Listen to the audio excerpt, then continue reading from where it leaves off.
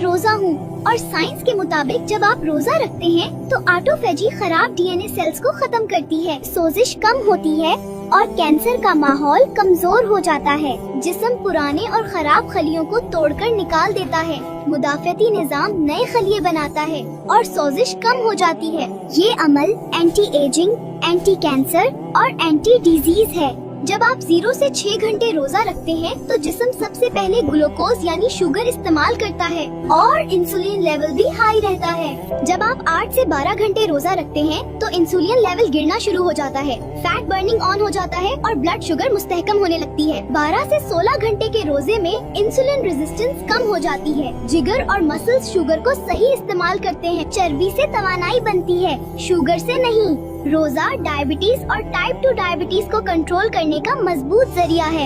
High blood pressure में रोजा रखने से इंसुलिन कम होता है, नमक की मिकदार कम जमा होती है और खून की नालियां रिलैक्स हो जाती हैं। इसीलिए रोजे से नसों का प्रेशर कम होता है और ब्लड प्रेशर कुदरती तरीके से कंट्रोल हो जाता है। मोटापे और पेट की चर्बी के लिए रोजा इंसुलिन को कम करता है, चर्बी जलने लगती है और हार्मोन्स का तवाजुन बेहतर हो जाता है। पेट की चर्बी कम हो जाए तो ब्लड प्रेशर, शुगर और दिल सब कंट्रोल में आ जाते हैं। दिल की बीमारी में रोजा रखने से खराब कोलेस्ट्रॉल कम होता है, अच्छा कोलेस्ट्रॉल बढ़ता है और खून जमने का खतरा कम हो जाता है।